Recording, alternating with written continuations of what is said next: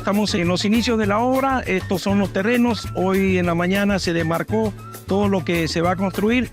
Se están vaciando los cimientos, tenemos gente trabajando, estamos ya con la casa marcada. En la primera etapa vamos a construir 3 casas y en la segunda etapa 3 casas más.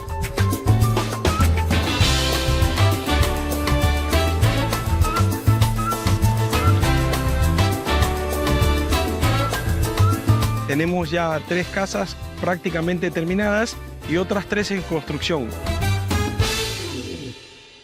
Dios les bendiga a todos. Mi nombre es Dixie Ramos. Mi esposa es Nidia Rodríguez. Somos pastores aquí en esta parte del norte de Camagüey y la iglesia se llama Casa de Oración. Hubo un momento en la historia de la construcción de las casitas que no todo fue gloria. No todo fue aplauso. Hubo un momento de lágrimas, hubo un momento de tensiones cuando fuimos llamados por las autoridades que teníamos que parar la construcción, que no podíamos seguir la construcción y que bajo ninguna circunstancia podíamos seguir. Literalmente no pueden seguir construyendo. Y yo como pastor dije, no, tenemos que dar un paso firme adelante porque ese es nuestro campo de lenteja. Y yo siempre he dicho que tenemos que defender porque detrás de todo eso está la ayuda de un anciano, de un niño, de gente que oran, desde que se sacrifica para ver realidad esos sueños. Nosotros decíamos, no, nosotros no podemos abandonar eso. Y es lo que hice, me reuní con la iglesia, conversé con la iglesia y concienticé a la iglesia de la realidad y el contexto que estábamos viviendo. Y entonces la iglesia, ¿qué hicimos? Una de nuestras estrategias fue ir para ese lugar a cuidar las casas, nuestro campo, por 24 horas. Día y noche la iglesia estaba ahí. Hacemos turnos rotativos del grupo de hermanos viniendo día y noche, para no abandonar ese lugar.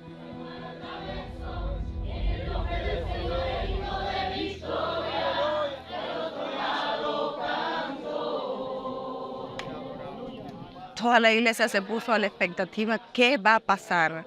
También decían, no te preocupes, vamos a estar orando y todo clamando para que el plan fuera perfecto.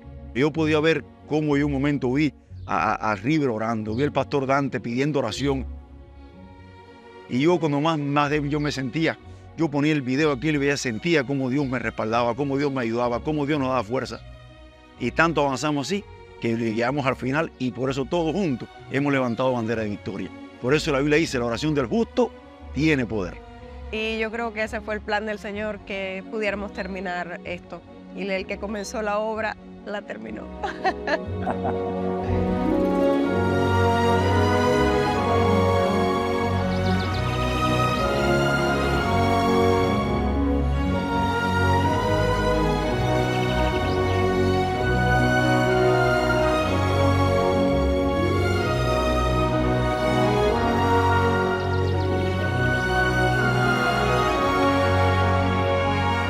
Esas 6 casas que vemos ahí son milagros. Toda persona que pase por esa casa tiene que darse cuenta de la gran obra que ha hecho Dios.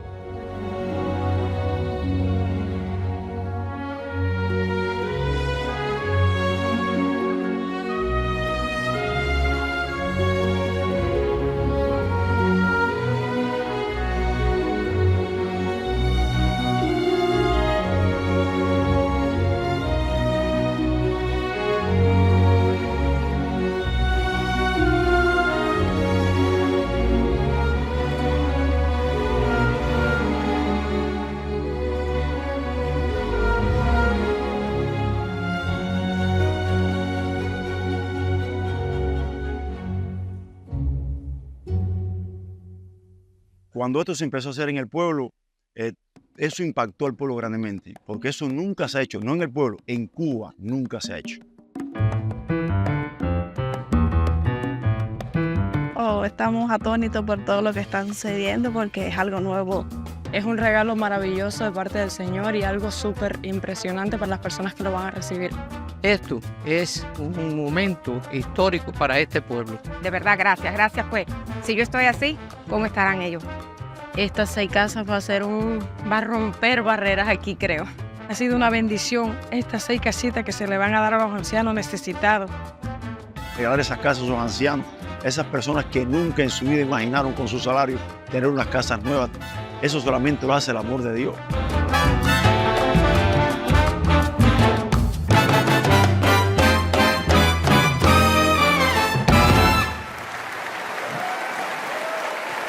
Esa es tu semilla, nuestra semilla. Y ahora vamos a empezar a conocer semana a semana las historias de cada uno de estos abuelitos, que son seis parejas, y cómo viven, que es increíble. Esto es el mayor lujo que pudimos hacer con los materiales que disponíamos en Cuba. Pero cómo viven actualmente, o cómo vivían, porque ya recibieron las casas. Nosotros lo estamos viendo con delay, con diferido. Pero cómo vivían en condiciones infrahumanas y que literalmente, no es que eran pobres, no tenían agua corriente, no tenían dónde cocinar, no tenían dónde ir al baño, y a una edad donde ya no hay esperanza de que se puedan comprar una casa, que se puedan comprar muebles. Y entonces esto habla que cuando hay un gozo de dar, cuando damos de corazón, el Señor dice que por cuanto lo hicimos por los pequeñitos, no nos olvidemos que lo hicimos por el Señor. Y cuando esa recompensa llegue, sabremos que hemos sido de bendición. Gente querida, aquí y en casa, ¿estamos listos? Muy bien. Hoy tengo una palabra para todos aquellos que han llegado a ese momento específico en el que hacen todo lo que se supone que deben hacer, pero aún así sienten que continúan estancados por alguna razón. Este es un mensaje para aquellos que han orado con una gran fe, pero la situación, por alguna razón, insisto, siguió empeorando y el milagro nunca llegó. A veces el amanecer no llega a la hora que lo esperabas, a la hora estipulada. Por eso, insisto, esta es una palabra para los que sienten que hay ocasiones en que los cielos guardan total silencio. Tal vez trataste que tu matrimonio funcione, aún así, de todas maneras tu cónyuge te dio la espalda o te abandonó. Quizás oraste para que Dios erradique el cáncer de tu hijo, sin embargo los médicos no pudieron quitar todo el tumor.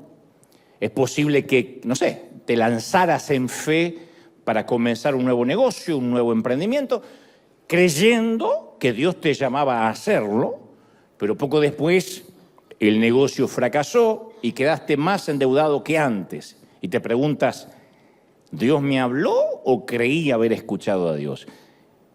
En resumen, ¿qué es lo que está fallando? ¿Por qué estoy estancado? Hace poco un amigo me preguntó, si Dios quiere bendecirnos a todos, ¿por qué a veces algunos entramos en esa temporada en la que todo parece que se detiene? Independientemente de que seamos piadosos, de que seamos fieles, hay una temporada que parece que todo se detiene.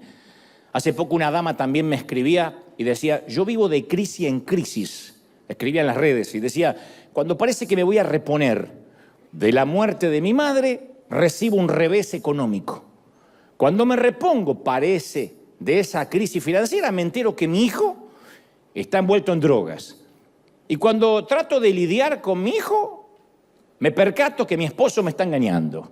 Entonces, literalmente, decía ella, parece que el universo se hubiese complotado para hacerme la vida imposible.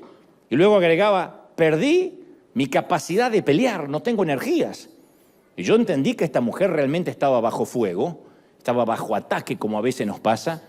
Y yo no quisiera aventurar un diagnóstico apresurado, porque sería torpe, porque entiendo que cada caso es único, es singular. Pero yo me atrevo a arriesgar que la mayoría de los casos que viven en un ataque, bajo ataque continuo, que ni siquiera tienen una semana de tregua, gente que dice, yo vengo de años de ataque, de estar bajo fuego en cualquier área de la vida. Mi humilde criterio es pensar que muchos de ellos, si acaso todos, los que están bajo ataque, se han movido del centro de la voluntad de Dios para sus vidas. Ahora, yo no estoy implicando que Dios digita nuestra vida como si fuéramos robots, que Dios dice con quién tengamos que casarnos, nos dicta con quién tenemos que salir, cómo vestirnos, en qué oficio trabajar, qué comprar en el mercado. A lo que me refiero es que cuando tomamos una mala decisión, nos movemos de las asignaciones divinas, eso puede alejar el favor de Dios sobre nosotros. La historia es testigo cuando muchos deportistas, estando en la cima de su carrera, firmaron un contrato equivocado. Y ese clic les hizo un cambio de dirección que los llevó al olvido en el mejor de los casos. En el peor no pudo jugar más. mandatarios que estamparon su firma en un decreto incorrecto y le costó la carrera política. Actores que eligieron un pésimo guión y una mala película los echó en el olvido. Boxeadores que subieron a pelear cuando debieron haberse retirado a tiempo y fracasaron. Predicadores, pastores que emprendieron un proyecto faraónico que no nació en el corazón de Dios y terminó endeudado él, enfermo y con la iglesia dividida. Entonces lo que trato de decir es que si uno quiere experimentar lo que es vivir bajo el favor de Dios, no podemos obviar ciertas decisiones que son fundamentales. Habiendo hecho esta introducción, yo quiero contarte algo más. Y ahora retomamos esto de la gente que puede que se sienta estancada. No es un secreto que a mí me fascina relatar historias o me fascina escribirlas. No sé si es un don, pero por lo menos un hobby que disfruto mucho. Creo que una de las artes más difíciles es captar la atención del público y llegar al alma a partir de un relato, ¿no? De articular una historia. Y un querido amigo que alguna vez te presenté y estuvo aquí, a quien también le mando un saludo a la distancia, que conoce mi debilidad por las historias, me provee de algunas de ellas. Y hace muchos años, él se llama Italo Frioli, hace algunos años me llamó y me dice, él tiene una voz siempre de locutor cuando habla, como si estuviera hablando Dios a Moisés en la zarza, ¿no? Dice, Dante, tengo una historia que con tu estilo podrías sacarle buen jugo. No dijo, tengo una historia, no, tengo una historia. Entonces uno cuando él habla, uno dice, sí señor, habla Dios, es así. Hay voces que son así profundas, bíblicas casi, ¿no? Epifánicas. Él dice, tengo una historia que estoy seguro que podrías sacarle el jugo. Él solía siempre regalarme algún detonador, especialmente cuando yo comenzaba a predicar hace casi 30 años atrás, me enviaba cassettes. Para el que recuerda lo que es un cassette, como digo siempre, ya está en edad de hacerse una colonoscopía anual. Y en ese cassette, o en lo que me daba, era un disparador, era una suerte, a veces una bala de plata, con la cual yo, a partir de ahí, yo podía articular y desarrollar un mensaje. Y recuerdo que él llamó a esta historia que te voy a compartir en segundos, los Goldstein. Pero yo imaginé otro apellido judío más sencillo de memorizar y rebauticé esta historia como el curioso caso de los Cohen. Y a partir de ahora, a partir de este momento exacto, de manera arbitraria, de manera intencional, voy a tomarme la licencia de salir de la exégesis bíblica, o sea, de la interpretación literal de la Biblia, y quiero que me acompañes a conocer a esta familia muy particular.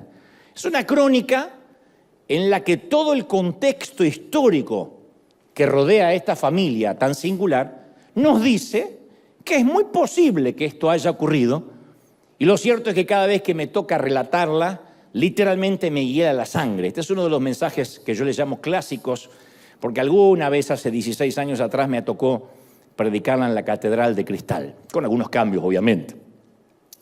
El caballero de nuestra historia porta una clásica barba ortodoxa, un sombrero que heredó de su padre, se llama Felipe, su mujer se llama Rebeca, son padres de 4 niños, como se ven, Salomé, de 12, Tiago o Santiago, de 10, Abilén, de 7, y Aziel, que tiene 3.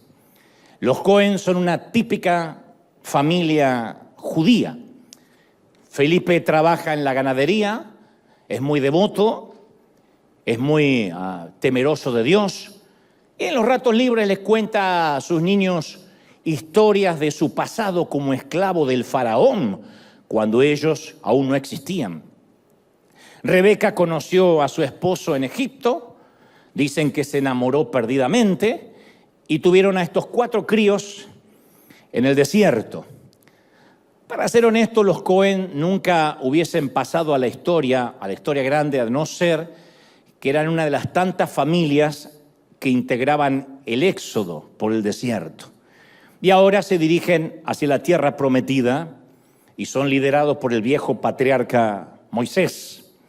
Para ser más precisos, encontramos a los Cohen siguiendo a Moisés por el desierto hace exactamente 14 años, 3 meses y 4 días. 14 años, 3 meses y 4 días que ellos siguen a Moisés por el desierto. Una nube los guía durante el día, como dicen las Escrituras, y una columna de fuego los protege por las noches. Y la filosofía del Éxodo es sencilla. Si la nube se queda quieta, todo Israel acampa debajo. Si la nube comienza a moverse, todo el mundo levanta campamento y se dispone a seguir la travesía. En pocas palabras, esta gente, esta familia son nómadas hasta nuevo aviso. Y los Cohen no se sorprenden por esto, ya lo han incorporado a su habitual rutina.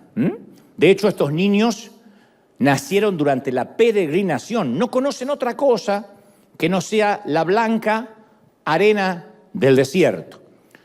Lo único que altera la rutina semanal es cuando los centinelas anuncian que la nube ha comenzado a moverse. Porque, insisto, cuando la nube se queda quieta, ellos están quietos. Cuando la nube se mueve, ellos se tienen que mover en dirección hacia donde va la nube. Cuando Dios mueve la nube, está diciendo que hay que retomar el éxodo. Era el GPS, el GPS, el primer GPS de la historia. Doble a la derecha. Se ha equivocado. Quédese quieto hasta nuevo aviso. Era el GPS del momento. Algunos teólogos han debatido las razones por las cuales durante esos 40 años Dios los tuvo caminando. La trivia es que ellos pudieron haber llegado en pocos meses a la tierra prometida, pero debido a la desobediencia de Israel, Dios los tuvo vagando durante 4 décadas. Pero la pregunta es si Dios todavía no quería darles la tierra prometida, dicen algunos historiadores, ¿por qué no los dejó asentar en un sitio fijo? Pero algunos concluyeron que se trataba de un tema de salubridad, más que nada. No es que Dios quería que estuvieran en buen estado físico necesariamente, sino que era un tema salubre. En el desierto no había sistemas cloacales. O sea, todos los líquidos y desechos residuales de casi 5 millones, se presume, de personas, no iban a ninguna planta depuradora. En el desierto no había sistemas sanitarios. Por eso, entre otras razones, la nube tenía que moverse, especialmente cuando, insisto, 5 millones de gentes, sin contar los animales, hacían sus deposiciones y arrojaban sus desechos en el mismo territorio. Por eso dice Isaías que el desierto floreció. Pero yo digo, este también es un principio. La Biblia, el Antiguo Pacto está lleno de principios. Esto es un principio vital para cualquier congregación. Cuando un pueblo, cuando una congregación se mantiene quieta y no avanza hacia ninguna visión, siempre se produce un olor nauseabundo de chisme, de difamaciones. Muéstrame una iglesia chismosa y te voy a mostrar una congregación que no tiene visión. Entonces la energía que se debería consumir afuera implosiona, se consume para adentro. La iglesia funciona como el abono. Cuando está dispersa por el mundo, nutre la tierra y produce mucho fruto. Cuando permanece toda junta y metida dentro de un edificio, expele pésimo aroma. Si fuera un predicador moderno te diría, no seas abono, dile que estás a tu lado, no seas abono, hermano. Pero no me gusta. Vieron que no mencioné Colombia, Argentina, no mencioné nada. Yo hoy vine correcto hoy. Soy un caballero. ¿Para qué decir si ya ganamos? Yo no voy a decir nada. Bueno, tampoco te voy a hacer repetir nada. Soy un caballero. Pero volviendo a nuestra historia, se cree que el vórtice de la nube reposaba sobre el arca del pacto, el cofre santo, y cuando este vórtice de la nube comenzaba a elevarse, unos centinelas que estaban apostados cerca del arca del pacto, previendo y cuidando esto, tocaban el shofar. El shofar es un instrumento musical hecho con el cuerno de carnero y sirve, en este caso, en Israel, para alertar al campamento y en especial a Moisés, su líder, que la nube se está levantando del arca y es hora de movilizar la caravana, de retomar el éxodo. Entonces, apenas la nube empezaba a moverse, los centinelas hacían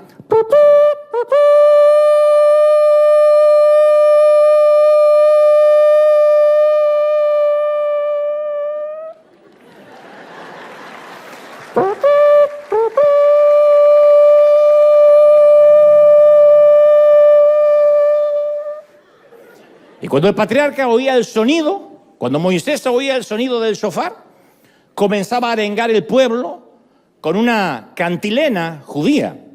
La cantilena es el ritual que usan los hebreos de recitar las escrituras.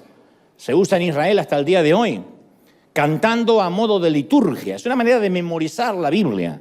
No es algo que hacemos en Occidente, pero los hebreos acostumbran a leer los versículos, las escrituras, en este caso la Torá, cantándola para memorizarla. Y Números 10:35 relata cómo era esa copla. Cuando el shofar sonaba, Moisés, dice que la Biblia dice que cuando el arca del pacto se movía, Moisés decía: levántate, oh Jehová, y se han dispersado tus enemigos.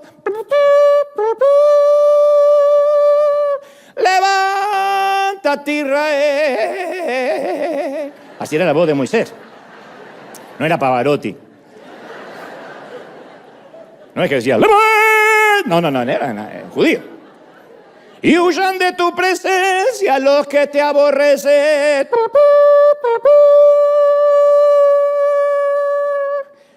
Así que posiblemente así funcionaba el sistema de comunicación en un tiempo, obviamente sin megáfonos, sin celulares, sin amplificadores, obviamente sin mensajes de texto. Había que movilizar 5 millones de personas. La nube se levantaba lentamente del arca, los centinelas tocaban el shofar y Moisés, que estaba allí cerca, entonaba su cantilena, su cantata judía. Y quienes estaban a la distancia de poder oírlo, se sumaban a la cantata, al coro. Porque era la manera de que cuando todo el campamento cantaba lo mismo, significaba que era una mañana que había que armar maletas y empezar a retomar el éxodo. Al principio, cuando Moisés canta, un par de familias que están cerca se suman, luego varias decenas, luego docenas, luego cientos, miles, hasta que casi los 5 millones de personas entonaban lo mismo.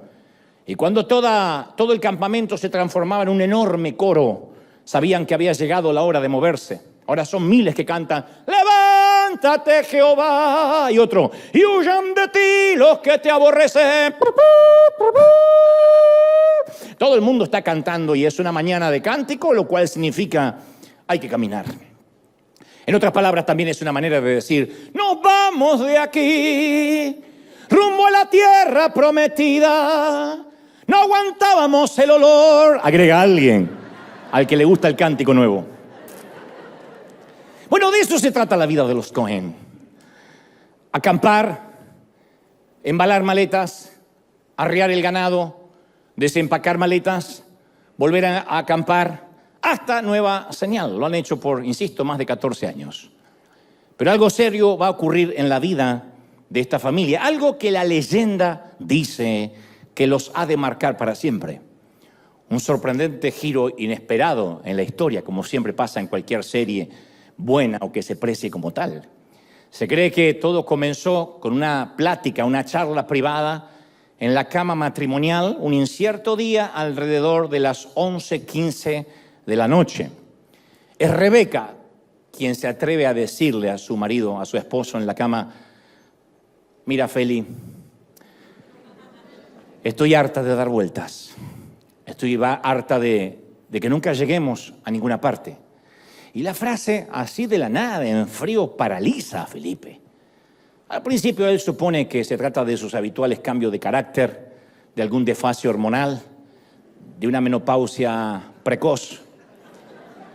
Pero ella insiste y dice: no, de verdad te digo, ya no estoy dispuesta a ser una nómade. Y ahora es cuando Felipe sabe que está hablando en serio, que esta mujer está molesta, está iracunda, enfadada. El hombre trata de calmar los ánimos y le dice: bueno, cariño, tú sabes que nos dirigimos a la tierra que Dios nos habló. Yo no creo que deba faltar mucho, hemos caminado demasiado. Y ella responde: ¿se podría saber cuál es tu concepto de mucho? No falta mucho. ¿Cuánto no falta? ¿Otros 14 años más? ¿Y yo criando a mis hijos entre la arena? comiendo maná a diario. Ya no sé cómo prepararlo, maná frito, maná hervido, maná en pupusa. Yo quiero un futuro diferente para mis hijos. Yo quiero un sitio estable. ¿Está mal? Que una madre quiera un sitio estable, anotarlos en un colegio que me quede cerca. Una casa donde mis amigas me puedan localizar. No quiero ser una hippie, viviendo en una casa rodante por el resto de mi vida. Existe un cansancio lógico en la retórica de Rebeca. Ella quiere parar, quiere establecerse, pertenecer a algún lugar. Todos llegamos a esa temporada en que queremos saber cuál es nuestro lugar en el mundo, independientemente de si viajamos o no. ¿Cuál es nuestro sitio? ¿Cuál es nuestra ciudad de refugio? Sea donde salimos, donde alguna vez vamos a ir, pero todos soñamos con ese sitio que sea nuestra embajada del alma. Y ella quiere estar estable. Felipe trata de conciliar la situación, dice, te entiendo, pero sucede que estamos bajo la nube de Dios. Como el resto del pueblo, no podemos hacer lo que queremos. Por eso insiste, ¿acaso está mal que yo piense en nuestros hijos? ¿Crees que Dios me va a liquidar porque yo ame a mis hijos? Está mal pensar por una vez solo en nosotros. Y luego agrega, Feli, ¿no te parece un poco raro que nunca lleguemos a esa tierra del nunca jamás? Estamos dando vueltas hace 14 años. Es más, sabes que soy detallista, sí, te enamoraste de mí. Me estoy dando cuenta que estamos dando vuelta en círculos. He visto la misma roca más de 15 veces. Yo sé que estuvimos ya acampando aquí en algún momento del pasado. Ella dice, ¿qué quieres decir, gorda? Lo que quiero decir es que ¿quién nos asegura de que Moisés esté en sus cabales? ¿Qué tal si el sol le quemó las neuronas? Está bien, era un muchacho, un hombre con buenas intenciones, pero el sol le hizo mal y ahora estamos a merced de un loco idealista. ¿Qué tal si todo el mundo está detrás de un dictador? Felipe tiene muchos años de casado y hace tiempo que decidió que es preferible ser feliz a tener razón.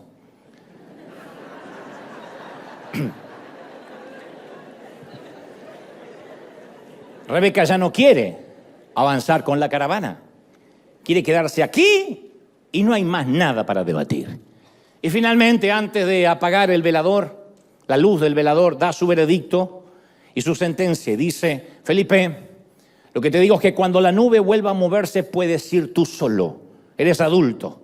Pero yo y los niños nos hemos de quedar aquí. Pasan 2 días de esa plática, 48 horas. Felipe tiene la esperanza de que Rebeca solo haya tenido una mala noche, una mala jornada.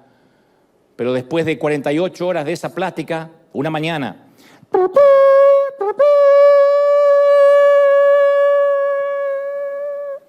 los centinelas anuncian de que hay que moverse otra vez. Y una vez más, la misma rutina desde hace 14 años. Suena el shofar y comienza la arenga. Es Moisés quien comienza.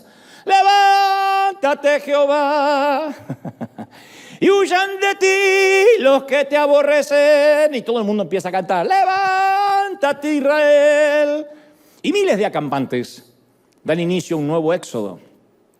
Todo el mundo contra reloj, exceptuando los Cohen, que ya tomaron una determinación hace 48 horas. Ellos no seguirán bajo la nube. Los vecinos no caben en su asombro, nunca. No hay parangón, no hay precedentes. Se acercan a preguntarles el porqué de esta extraña actitud. En tantos años nadie había osado quedarse, menos cuando Moisés comenzara a cantar, menos cuando todos vamos hacia un mismo destino. Y don Cohen, un tanto avergonzado, trata de dar algunas explicaciones sin culpar directamente a Rebeca. Dice, no, es que estamos cansados y, no comparto la visión de la mayoría. Algunos quieren saber más detalles acerca de esta extraña decisión, que por cierto es muy singular. Y entonces Felipe usa esa famosa frase, que en estos casos es la frase que no admite debates, que cierra todo sentido común y dice, bueno, en realidad Dios me habló de que nos quedemos aquí. Es la frase más utilizada cuando se quiere disfrazar un capricho, una rabieta o una pésima decisión. Dios me habló que deje de congregarme. Dios me habló que ya no diezme, que le dé yo a los pobres cuando quiera. Dios me habló que mate a mi suegra. Bueno, esto último puede ser la voz divina, pero no el resto. Y luego, durante el transcurso del día, se acercan algunos más cercanos a Felipe y Rebeca, que quieren saber las verdaderas razones de fondo. Son aquellos del círculo más íntimo de Felipe y Rebeca, los cuales no les puede dar una explicación muy ambigua.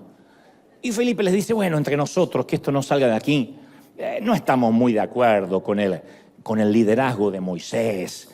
Es una decisión definitiva. Lo amamos, que es lo que dicen todos cuando van a hablar mal de alguien. Ay, lo amo tanto, pero se va a ir al infierno. Un viejo amigo de los Cohen le dice, haces bien, Cohen, haces bien, Felipe.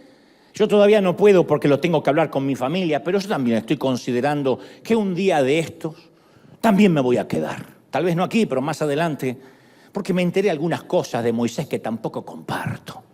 Pero para que estés orando, nada más. Yo siempre he sabido, y esto te lo quiero regalar como un tip, que uno lo aprende más con la vida que con la sabiduría divina, supongo. Es algo que uno aprende, que cuando te buscan para contarte un chisme, no es porque te consideran alguien de confianza. Es porque te consideran la persona menos espiritual de la iglesia. ¿De verdad? Si alguien te viene a contar un chisme y dice, yo te lo puedo contar porque me das confianza, te está considerando un carnal o una carnal. Nunca creas que te vienen a contar chisme porque irradias confianza, porque saben que soy una tumba con los secretos ajenos. No. Si te buscan para hablarte mal de alguien, de un hermano, del pastor ni te cuento, es porque saben que te gusta y que solo conectas a través de ese tipo de veneno. Lo percibe la gente que tiene la misma costumbre se atrae. Yo a lo largo de mi vida me ha tocado conocer a gente realmente espirituales, no espiritualoides que están con un rictus hablando con una voz de ultratumba, sino gente que realmente ama al Señor e irradia eso. Uno de ellos era Juan Carlos Ortiz, el querido fundador de esta iglesia. Y había algo, en el caso de Ortiz, había algo en él que yo no lograba explicar, pero que hacía que no me atreviera jamás a contarle un chisme acerca de nadie. Porque él nunca me dijo, no me hables, pero proyectaba un respeto. Nunca a él, en primera instancia, a priori, le escuché hablar de alguien. Él solía decir, pobrecito, hay que entenderlo. Ni el diablo lo quiere, ¿quién lo va a amar? De manera que como él no hablaba de nadie, tal vez era eso, pero hacía que él fuera la última persona a la cual yo le contaría un chisme de alguien, y mucho menos que compartiera o repitiera alguna difamación. ¿Vio, pastor, lo que salió en YouTube acerca del fulanito? Era la última persona a la que me atrevía. Por eso, porque irradiaba algo, no sé, no quiero decir santidad necesariamente, aunque sí lo era etimológicamente, pero irradiaba un respeto a que yo no podía. Y he compartido desayunos, almuerzos, cenas con él. Así que si eres la primera persona a la que alguien busca para repetirte un chisme, no sientas orgullo. Te ven como un carnal al que pueden depositar su basura sin que se te mueva un pelo. Sabe que te pueden contar cualquier cosa y vas a decir, ay, no me digas. Suelta la sopa. De hecho, cuando en algunos momentos, en algunas temporadas de mi vida, alguien me vino a contar un chisme, la primera pregunta que me hice es, ¿qué estoy proyectando? Para que interpretes que esto que me estás contando me puede interesar. Cuando alguien me llama y me dice, antes te cuento algo, ¿te enteraste lo que pasó con fulanito? Yo digo, ¿qué estoy proyectando? ¿De verdad que doy con el perfil de un tipo que le gusta escuchar chismes y repetirlos? Entonces me hago una autoevaluación. ¿Por qué alguien me elegiría para depositar su verborrea? Para no decir diarrea verbal que queda feo. La cosa es que unos 5 millones de israelitas desfilan por la puerta de la tienda de Felipe. Todos preguntan por la inercia de la familia. Es el comentario generalizado del pueblo. ¿Por qué los Cohen no se mueven esta mañana? Pero insisto, los Cohen han decidido quedarse en el desierto. Cuando el último rayo de sol, porque el éxodo dura todo un día en levantar campamento e irse de ahí. Cuando el último rayo de sol se oculta sobre la montaña, la silueta de la última familia del éxodo también se recorta sobre el horizonte. Y los Cohen están en la puerta de su tienda, solos, con sus animales, y han quedado silenciosamente en medio de la nada. Y ahora la calma es absoluta, es casi ensordecedora.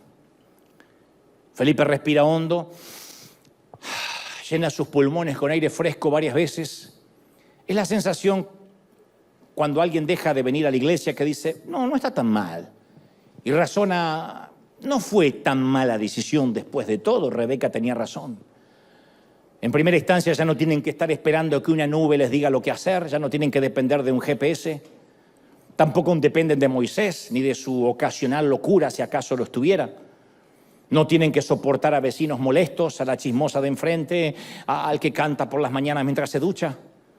Acaba de oscurecer, porque insisto, tardó todo un día el éxodo para moverse de ahí. Y ya deberían estar en la cama.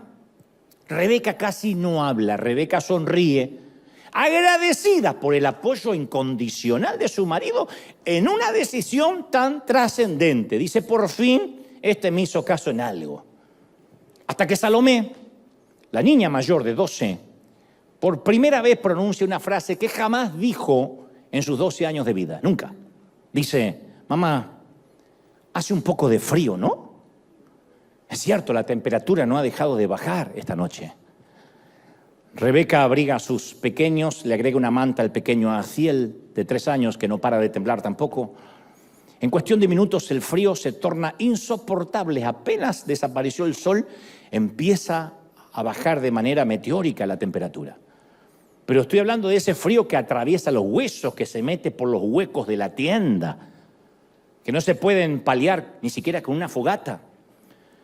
Al principio, los detractores de las Escrituras, especialmente los ateos o los escépticos, afirmaron que nunca existió un éxodo, porque ellos afirmaban que ningún mortal hubiese resistido las altas temperaturas diurnas del desierto y las bajísimas temperaturas nocturnas habituales en el desierto. Así como durante el día te puedes insolar, en el desierto durante la noche literalmente te congelas. Entonces siempre alegaron, es imposible que hayan sobrevivido 5 millones de personas, no tenían los trajes térmicos necesarios para las noches. Lo que no sabían los ateos, y tampoco lo sospechaba por lo que veo los Cohen, es que la nube de gloria de día, de noche, era columna de fuego. Y eso mantenía la temperatura ideal del ambiente. La columna de fuego calefaccionaba a todo el campamento. Ahora que la nube se fue con el resto de Israel, por lo tanto no hay calefacción en esta primera noche para la familia. Los Cohen acaban de perder el fuego. Esa es la primera señal de salirse debajo de la voluntad de Dios. Acaban de perder el fuego. Yo siempre mantuve la idea que en términos espirituales nadie se enfría de la noche a la mañana. No existe aquella falacia de fulanito cayó en pecado, porque cayó, parece como que la culpa es de un pozo que alguien hizo. Iba por la vida, el gozo del Señor. ¡Ah! Cayó. La frase sería, entró en pecado, no cayó. De otro modo, la culpa sería de alguien más, no del que peca. Porque habría que arrepentirse de alguien que puso un pozo en el camino. Entonces, los grandes derrumbes siempre son precedidos por pequeñas grietas, siempre. Una decisión nimia logra que un día nos congelemos el alma. Nos permitimos una mala maniobra, una discusión que no debimos tener. Y una noche descubrimos que nuestra vida de oración es raquítica. Tratamos de hilvanar alguna que otra frase, ordenándole a la mente que no se distraiga hasta que finalmente nos quedamos dormidos. Y esa es nuestra vida de oración. No nos enfriamos de la noche a la mañana. El fuego de la presencia divina es un añorado recuerdo de aquellos días del primer amor. La Biblia, aunque intentemos leerla, se torna monótona, sin sorpresas. Los pasajes que hasta ayer nos alentaban, hoy son oscuros jeroglíficos sin sentido. Y siempre, por las noches, nos va a parecer mucho más atractivo cualquier bodrio que se estrene en Netflix antes que escuchar una canción cristiana o leer la Biblia. Los sermones no nos atraen como antes, nos resultan predecibles, redundantes, ya nada nos nutre, ya nada nos alimenta.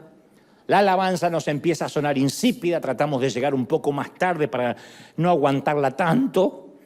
Perdemos el sentido de congregarnos y razonamos y decimos, bueno, si en la pandemia no necesité congregarme o sobreviví sin congregarme, no veo la razón por la cual ir a una iglesia ahora. Y esto es para cualquier parte que me estén viendo desde el mundo. Hay mucha gente que se ha dejado de congregar. Dicen, no hay razón, congregarse no salva. Y es verdad, pero sí enfría. Cuando apartas un leño del resto de los leños, del resto de la leña, empieza sí o sí a apagarse. Un domingo descubrimos que nos cuesta un esfuerzo sobrehumano el solo hecho de alistarnos para ir a la iglesia. Y ese día comenzamos a morir un poco. El frío nos comienza a congelar el corazón. Perdimos el fuego como los Cohen. Los Cohen pasan la peor noche de su vida, la más gélida, la más frígida, la más glacial. Y los primeros rayos de sol que se asoman, presumo, 5:30, 6 o 5:45 de la mañana, son como un regalo esperado.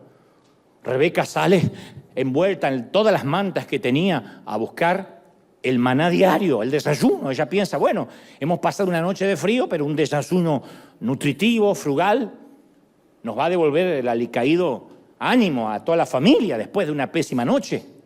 Pero la mañana le tiene reservada otra amarga sorpresa a Rebeca. Tampoco hoy hay maná para el desayuno. Y Felipe dice, es imposible que no haya maná. Busca bien, tiene que haber caído con el rocío de la madrugada. No, pero si en 14 años nunca nos faltó de comer. Lo que ignoraba Don Cohen y Rebeca es que el maná provenía de la nube. No nube, no maná. No nube, no provisión de Dios. Ahora no hay nube y tampoco hay provisión de Dios. Esa es la segunda señal de salirse debajo de la voluntad de Dios. El primero es el frío del alma. Lo segundo es que una mala decisión siempre, lo he visto a través de la vida, afecta a nuestros ingresos. Una movida incorrecta en el tablero espiritual termina siempre en una mesa vacía. Cuentas sin pagar, sueldos que no alcanza. Yo jamás he visto a alguien moviéndose en rebeldía que fuera próspero. Nunca. El oscuro fantasma del desempleo, vencimientos que nos acorralan, acreedores que no perdonan, tarjetas de crédito con intereses que nos abruman. En todos estos años, insisto, de peregrinar cristiano, me han enseñado que cuando alguien se mueve, insisto, en rebeldía, no importa qué tanto disfrace su decisión, Dios me habló, Dios me mostró, no comparto la visión, ya no siento, la señal más clara va a ser su economía, en primera instancia. He conocido a mucha gente que llegó a Dios pidiendo su provisión y en cuanto fueron bendecidos se alejaron de Él. Cantaron, yo me rindo a Él. Pero cuando llegó el momento, no rindieron nada, ni siquiera pudieron rendir su 10% del salario, nada. La actitud fue más parecida, Señor, yo me rindo a ti, pero ahora que me va bien, mantente alejado de mi dinero, mantente alejado de mi compañía. Lo primero es mi trabajo, lo primero es mi oficio, tengo que pensar en mi familia. Y siempre es un declive financiero. Cuando esas decisiones se toman, siempre, el enemigo nos pasa la cuenta. El bill va a llegar. No nube, no provisión de Dios, no hay misterio. A veces uno dice, ¿por qué estoy estancado? Porque a lo mejor trabajas todo el día, pero no tienes el favor de Dios. Y sin el favor de Dios uno puede trabajar, esforzarse y un día nos roban todo. Sin el favor de Dios un día se nos puede quemar lo que no tenemos con el seguro.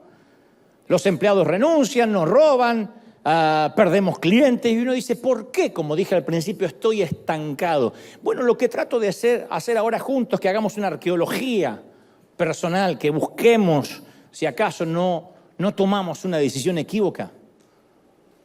no nube, no provisión de Dios. Pero dice la leyenda que Felipe tenía corazón hispano. Y un hispano está acostumbrado a sobrevivir con poco gente. Entonces dice Felipe, bueno, está bien, no hay problema, no hagamos un drama de esto, Rebeca, tal vez Dios quiere que ayunemos. Por eso hoy no ha caído maná, porque Dios nos pide ayunar. Pobre Felipe cree que Dios está tratando con ellos. Y entonces dice lo que todos los que desobedecen dicen en alguna ocasión. Dicen lo que le gustaría que Dios dijese, pero que Dios no está diciendo. Increíblemente, él le llama a esto un trato de Dios, cuando no tiene nada que ver Dios. Esto es una situación que él generó. Cuando a uno le va mal y se estanca y las cosas no funcionan, dice, no es que Dios me está tratando y probando. A veces puede que sí.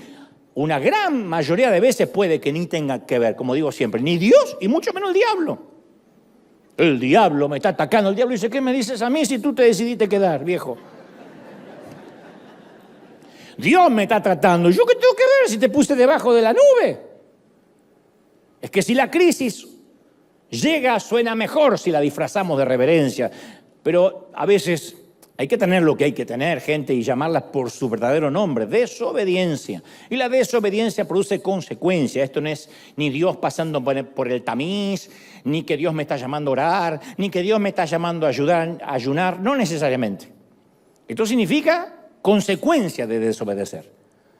A Rebeca se le ocurre que si no hay comida hoy, está bien, tal vez tenga razón su esposo y solo beberán agua. Porque cualquier ser humano puede sobrevivir bastante tiempo sin comer, pero muy poco sin beber líquido. Sin embargo, los primeros rayos del sol, ¿qué son? ¿Las 7 de la mañana ya? Ya evaporaron cualquier vestigio de agua en derredor de la tienda. No hay nube, no hay piedras milagrosas de las que broten agua, no está Moisés, no están los vecinos que a veces solían ahorrar y almacenar un poco de líquido en una cantimplora. Esta es la tercera señal de salirse debajo de la nube. Dicen que si dejamos de tomar líquidos, los pensamientos coherentes se desvanecen. Sé que algunas mujeres están diciendo a mi esposo, entonces le falta líquido. La piel se reseca, los órganos vitales se repliegan. Nuestros ojos necesitan humedad para poder llorar, para poder lubricarlos, para poder ver bien. La boca necesita líquido para tragar. Las glándulas requieren sudor para mantener el cuerpo fresco. Nuestras células exigen sangre para ser transportadas y nuestras coyunturas demandan fluido para lubricarse. Pero cuando no hay agua, es boca pesada, boca seca, lengua pesada, dolor de cabeza, rodillas endebles. Y lo mismo sucede con nuestras almas. Los corazones que se apartan de la voluntad de Dios terminan deshidratados, irritados, con insomnio, soledad, resentimiento, irritabilidad, inseguridad, ansiedad. Esos son los síntomas de la sequedad en lo profundo de nuestro ser. Claro que cuando no hay nube, no hay agua. A lo sumo vamos a encontrar algún abrevadero que no está limpio. Y quizás sí terminemos tomando de cisternas contaminadas, de cloacas plagadas de patógenos. Es cuando la gente dice, me siento mal, me siento ansioso, me voy a tomar otra copa de vino, me voy a fumar algo, voy a tener más sexo, lo que sea. Este sí es un mal día para los Cohen. Aún así ellos no han perdido la esperanza. Consideran que cualquiera puede tener un mal día, pero que mañana quizás todo sea diferente. Aunque no haya nada para cenar, el matrimonio esa noche, que no bebieron, no cenaron, se toman en derredor de la mesa la mano como algo simbólico y harán un breve devocional familiar. Dios no pudo haberse olvidado de nosotros, dice Rebeca, le servimos por 14 años. Lo que también ignora Rebeca es que Dios no califica por promedio. Dios no dice, bueno, ahora estás haciendo un despadre y estás fuera de mi voluntad, pero tengo que entender de que es la primera vez. Bueno, ahora eres bastante infiel, pero pesan tus años de fidelidad, así que en la balanza puedes permitirte un pecadete. Bueno, esta vez este no se preparó para ministrar ni para predicar, pero voy a bendecirlo por los viejos tiempos. ¡No! Dios no bendice por promedio. Una mala decisión puede arruinar toda una vida de buenas decisiones. Don Cohen trata de comenzar una oración en la cabecera de la mesa familiar, pero es Rebeca quien lo interrumpe porque se percata que la niña del medio, Abilén, está más roja que de costumbre. Su piel parece literalmente quemada. Se le acerca, toca su frente y descubre con horror que la niña vuela en fiebre. Y también Tiago. No solo Abilén, Tiago y Asiel se quejan que les duele la cabeza. Rebeca le levanta la camisa por la espalda a Salomé, la niña mayor, y nota que su espalda está completamente llagada. Y ella dice, esto no puede estar ocurriendo. Interrumpe una oración que ni siquiera pudo comenzar. Dice, Felipe, en 14 años el sol nunca le hizo daño a nuestros hijos. Pero lo que ella no tuvo en cuenta es que el filtro solar para sus hijos era la nube. Esa es la cuarta señal de moverse de la voluntad de Dios. Si no hay nube, no habrá protección para nuestros hijos. No hay filtro solar. Yo estoy consciente que hay muchos adultos aquí que fueron criados en hogares que no tuvieron a Dios como centro. Y que tus primeros años no te desarrollaste en un hogar cristiano. Y a veces los recuerdos de la infancia te causan dolor. Te maldijeron, te ignoraron, te rebajaron, te discriminaron. Y pensabas que el trato que te daban era el trato normal hasta que creciste y te diste cuenta que no era así, que el trato que te dieron en la infancia no era normal. Y soportaste abusos psicológicos, íntimos, sexuales. Así que les hablo a todos los adultos conflictuados con algún secreto de familia. Les hablo a los esposos que por las noches duermen con una esposa rota, un pimpollo marchito que también, aunque ahora es adulta, carga lo que le sucedió en la niñez. Le hablo a cada mujer aquí presente que oculta un terrible secreto que el maquillaje no puede cubrir. Hoy en día la iglesia tiene que darse cuenta que los problemas de los adultos están enraizados en las experiencias de la niñez. Sí o sí. Dios hace las cosas nuevas, pero dentro de nosotros vive el niño que alguna vez fue. Algunos somos niños que sobrevivimos, otros el niño se murió, pero todos fuimos niños alguna vez. Las disfunciones adultas han sido modeladas e influenciadas por la presencia o la ausencia de quienes nos apadrinaron. Un padre, una madre, un orfanato, abuelos. Y bajo ningún motivo, gente, podemos condenarnos o estar condenados a repetir la historia con nuestros propios hijos. Nosotros no tendremos perdón de Dios si hacemos eso. Los que vivimos infancias tristes teníamos padres inconversos, ateos, algunos tuvimos padres ignorantes académicamente, ateos, escépticos. Nosotros no tenemos la opción de no darles protección a nuestros hijos. Un hijo es lo único eterno que algún día podremos tener en brazos, porque es un alma que eternamente va a vivir en algún lugar. Por eso es que cada decisión que nosotros tomamos, tenemos que saber que estamos peleando por el alma de un niño. Cualquier padre o madre que ignore que hay una batalla hoy por su familia, va a ser testigo como el infierno invade su hogar. Hay una batalla desde las facultades, desde las universidades, desde lo que se produce en streaming, hay una batalla que van a por nuestros hijos. Y no alcanza con preocuparse y orar.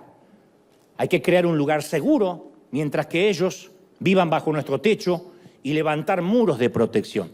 Esto no es transformarse en madres FBI, Nuestra responsabilidad no es perseguirlos, sermonearlos, traquearlos para ver dónde van, empezar a decirle cosas cuando ya son casi adultos. No, nuestra asignación es rodearlos con un entorno cristiano. Está comprobado que el entorno tiene más poder de influencia que los genes. El entorno es más importante que los genes, ¿sabían?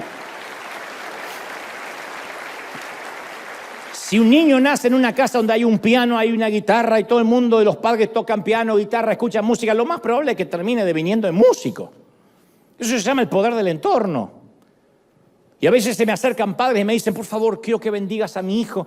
Y mi respuesta siempre es la misma hace años. Nadie puede pasar por encima de la bendición de un papá o de una mamá. Hay una cobertura que solo los padres podemos dar, que no la puede dar un pastor, ni un apóstol, por más ungido que esté. Los padres tenemos una cobertura. Netflix e Instagram no van a criar nuestros hijos, no los van a educar. En todo caso, los van a adoctrinar, pero no los van a educar. La niñera no le va a inculcar valores, la señora que los cuida, ni en el daycare, ni en el decimos en Argentina, el jardín de infantes o aquí el kinder. Internet no los va a formar, los maestros no le van a poder dar lo que solo por autoridad espiritual podemos darle a los padres. El Salmo 127:3 dice, he aquí, herencia de Jehová son los hijos, cosa de estima el fruto del vientre. Y como saetas, como flechas, en las manos del valiente, así son los hijos habidos en la juventud. Bienaventurado el hombre que llenó su aljaba. La aljaba es el sitio donde los que lanzaban flechas colocaban justamente las saetas. Si los hijos tipifican las flechas, por consecuencia, el papá y la mamá representan el arco, independientemente si perteneces a una familia funcional o no, si estás divorciado o no, separado o no, o si eres mamá o papá soltero. Un padre, una madre es el arco. Y si apuntamos el arco hacia el materialismo, nuestros hijos van a amar el dinero por sobre todas las cosas. Y apuntar hacia el materialismo no significa que tengamos que tener un papá rico para que yo sea materialista. El que ama el dinero puede ser pobre y miserable como una rata o multimillonario con miles en el banco. Porque uno es pobre porque ama el dinero y otro es rico porque ama el dinero. El dinero no es el problema, el amor al dinero es el problema. Y hay gente que no come banana para no tirar la cáscara y los hijos lo ven y vas a tener un hijo miserable. Tu hijo lo puede llamar Jerry, Mickey, cualquier nombre de ratón porque se va a convertir en ratón. Eso es lo que vio. Pretender que nuestro hijo sea fiel en la iglesia cuando nosotros no apuntamos a ese lugar es ilógico. Si el niño nunca vio que el arco de su mamá apuntaba a ser una persona sembradora y dadora, nunca vio dar a sus padres, él no va a ser un dador. Nunca podemos pretender que nuestros hijos sean mejores que nosotros si nosotros fuimos miserables. Entonces nuestras acciones gritan más fuerte que todos nuestros sermones, nuestras enseñanzas. Y Dios jamás lo permita. Jamás Dios nos permita que tengamos algunos que despedir a un hijo en derredor de un ataúd, porque no hay nombre para eso. Pero todos sin excepción vamos a encontrarnos a la despedida de un hijo del hogar. No porque se muere, sino porque un día abandona sus juguetes para siempre. Al principio es un cambio de afiches, de póster en su habitación, se despide de Barney y de Dora la Exploradora y cambia por Messi y Taylor Swift. Y luego, como si fuese de un día para otro, el mastodonte nos presenta a la mujer con la que compartirá el resto de su vida, por lo menos cree eso. Una desconocida que se atreve a llevarse, mamá, a tu niño de 38. Imagínate. No le va a cocinar como yo. No sabe cómo le gustan los fideos, César. El día que nuestra niña nos confiesa que tiene un novio. Y todos sabemos que ese energúmeno no es digno de nuestra princesa, sea quien sea. Y además los padres decimos, no nos gusta como esa mirada lujuriosa con la que mira nuestra hija. Y no es que él tenga un sesgo o lo esté discriminando. Si tu esposo te dice, no me gusta como ese lujurioso mira a nuestra niña, tiene razón. Él reconoce esa mirada porque es la mirada que él también tenía y la reconoce. O quizá nuestro hijo se vaya a vivir solo o tenga que irse al sitio lejos para estudiar. O un divorcio hace que no lo veas hasta el próximo fin de semana. Y es entonces cuando hacemos memoria de aquellas malas decisiones que pudieron haberlos marcado. Uno siente dolor por las palabras que dijimos en momentos de ira, por aquellas veces que los ignoramos. Y decimos, ojalá pudiera volver atrás unos 15 años y reparar mi relación con mi hija, con mi hijo. El día de la despedida quisiéramos detener el reloj, aunque bien no sea por un par de años, pero el tiempo no tiene botón de rebobinado. La vida nos ocupó, el trabajo nos ocupó el tiempo que perdimos con nuestros hijos. Y ya no tendremos una segunda oportunidad para ir a su graduación, para felicitarlo por su calificación o regañarlo por sus bajas notas. ¿Quieres conocer el corazón de un adulto? Pregúntale a su hijo. Ellos nos observan en los momentos de victoria, saben cómo reaccionamos ante las derrotas, saben cómo reacciona papá cuando las cosas marchan medianamente bien y saben cómo estalla o explota cuando está bajo presión. Ellos son los mudos testigos que parecieran mirar televisión mientras papá critica sin piedad a la iglesia. El niño pareciera que no entiende mucho cuando su mamá chismea en contra de los líderes o en contra de la visión, pero ellos lo oyen todo a través de las paredes. Lo sé, en primera instancia porque fui hijo. Yo oía todo.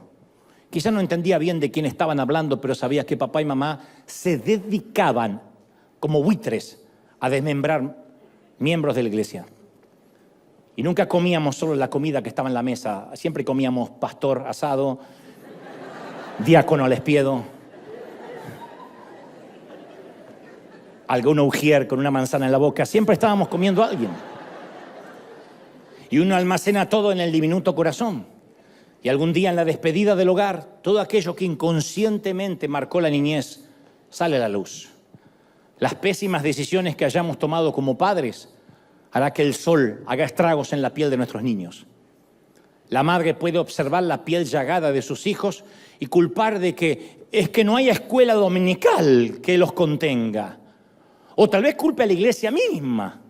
O el recurso más fácil es que mi niño hable inglés y la iglesia es hispana y como no es su primer idioma no entiende mucho.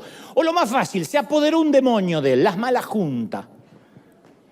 Pero en este caso Rebeca sabe que si no estás bajo la nube, no pidas protección para tus hijos y menos culpes a la afuera. Tal vez consideró que si ella no seguía a Moisés, ella era la única perjudicada.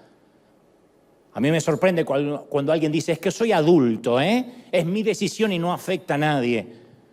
Pero olvidamos la maldición generacional. En este caso ella olvidó, pasó por alto la salud de sus hijos, de los más chicos, de los que pagarían y están pagando la consecuencia de una decisión equivocada. Los Cohen ahora saben que no hace falta decir nada más. Lo saben, se acabaron las palabras. Arman las maletas lo más rápido que pueden. Lo único que tienen como testigo es la luz de la luna. Un solo día les bastó. Y buscan algunas cosas en la oscuridad. No hay tiempo para meter en maletas todo. Deciden rápido unirse a los demás bajo la nube. Tal vez si corren, tal vez si caminan toda la noche, lleguen a tiempo. Porque eso es lo que pasa. Cuando la salud, por ejemplo, de nuestros hijos está en juegos, uno ya no se debate por boberías. Uno ya no dice, no comparto la visión, no me gusta cómo me trataron. Todo es irrelevante. Cuando la enfermedad golpea nuestra puerta, cuando la salud se empieza a poner frágil, cuando la economía se quiebra, es como que, dirían en mi país, se ordenan los patitos. El organigrama de la vida se reorganiza y ya lo superficial no nos parece importante. Y lo importante ya no nos parece superficial. Eso le pasa a Rebeca. Todo lo que parecía para ella importante, no comparto, quiero estar en un lugar fijo, estoy harta de ser una nómade, ahora le parece una bobería. Porque fuera de la nube hace frío, otra noche más así, literalmente matará a su familia, no hay provisión, no hay comida, no hay agua y un día más de sol los terminará liquidando. Así que mientras que ellos tratan de armar maletas rápido, se siente a lo lejos.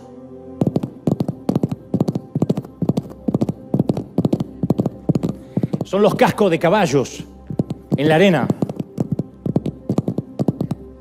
Entonces Felipe se le iluminan los ojos. Dice, Rebeca, tal vez alguien nos echó de menos. Tal vez alguien pensó, ¿dónde están los Cohen? Creo que Moisés envió gente a buscarnos. Así que sale de la tienda esperanzado, pero no se trata de ex vecinos. Son bandidos, forajidos, salteadores, bandoleros, que suelen ir detrás de los campamentos buscando rezagados sin protección. Querrán robarles lo último que les queda, quizás secuestrar a sus niños o quizás algo mucho peor.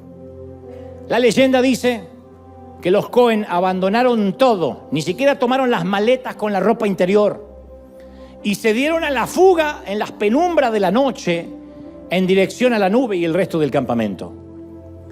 Y como en estas historias nadie sabe a ciencia cierta qué pasó, si lograron llegar a tiempo para unirse al resto del campamento y escapar de los delincuentes, es que no es fácil correr en medio de la noche con 4 niños que ya están enfermos, con un frío que congela los huesos y sin nada de provisiones en el camino. Así que muchos, cuando relatan esta historia, afirman de que fue demasiado tarde y que nadie jamás volvió a encontrarlos. Pero como toda leyenda, también tiene sus versiones diferentes. Algunos afirman que se las arreglaron para viajar toda la noche, que se escondieron entre las penumbras de los bandoleros y a la mañana siguiente se unieron al campamento al otro lado de la montaña, y esta solo fue una mala historia, una mala anécdota, y jamás volvieron a considerar apartarse debajo de la nube. Pero claro, esta es una historia con final abierto. En realidad nunca sabremos qué pasó, tal vez porque todo se trata de una licencia autoral y ficción.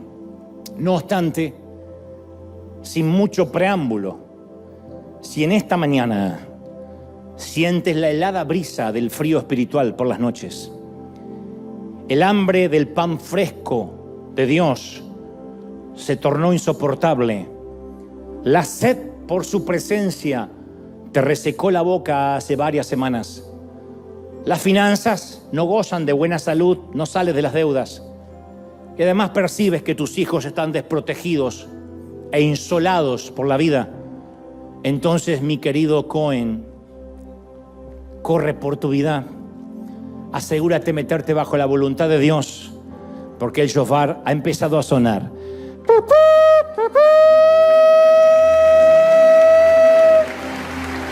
Levántate, River, levántate. Vamos, vamos, vamos, ponte de pie y aplaude que el shofar suena.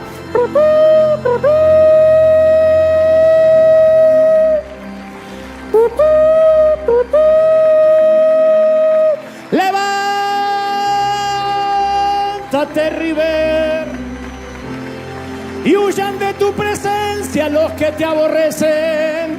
Vamos a celebrar que el GPS está sobre nosotros hoy.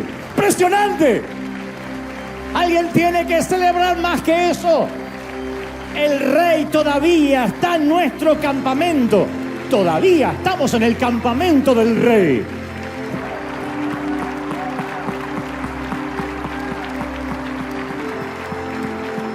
¡Santo eres! Levanta la mano como señal conmigo, por favor. Padre, levantamos manos santas al cielo ahora. Manos santas porque tu Espíritu Santo, tu gracia las ha purificado otra vez. Señor, venimos ante tu presencia en primer lugar a pedir perdón.